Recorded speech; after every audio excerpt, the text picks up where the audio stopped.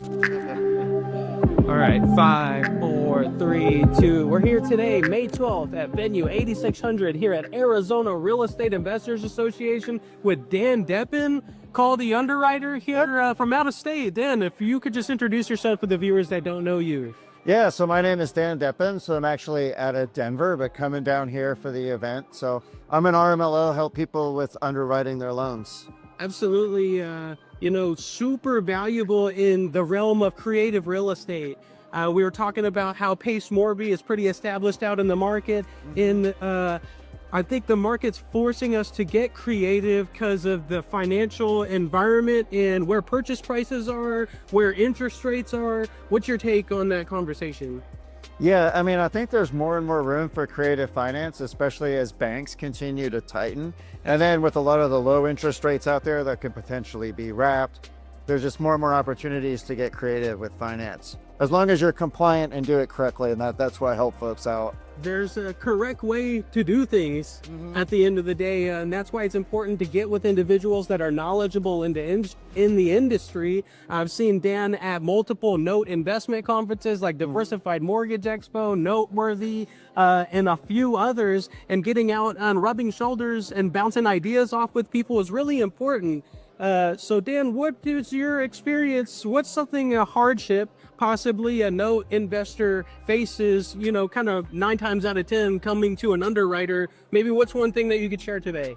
I mean, one of the big ones is just either not understanding what the rules are at all or the process, or more and more often you see people that have like misunderstandings of how it works. So sometimes people either there are rules there people don't realize exist, or sometimes people actually self-impose rules that they don't have to follow. So I help them understand exactly where things lie so they can, manage their risk and do things the right way. Because depending on what state you're in, there's different state guidelines. There can be, fortunately, like most of the rules are federal, but yeah, you do get a lot of states, like, for example, like Pennsylvania has interest rate limits. Other states have little tweaks. Sometimes there's certain like wrap disclosures you have to do. And so, yeah, it does depend a lot. So I'd love to hear it.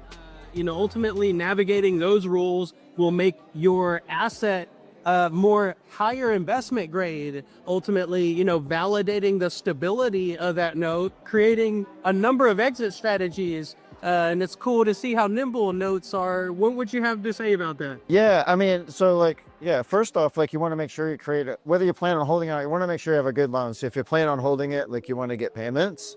But the thing is, even if you don't plan on selling the loan that you create, or you don't plan on selling it anytime soon, it really behooves you to make it saleable because notes are so flexible. So you might want to rotate your funds out of that at some point, or you might want to sell a partial against it at some point, or a lot of times these are 30-year notes. Your heirs could end up with that note sometime, and they might need to do something with it 20 years from now. So having all the right documentation and paperwork and a good borrower and doing it right makes it really just a much more valuable asset.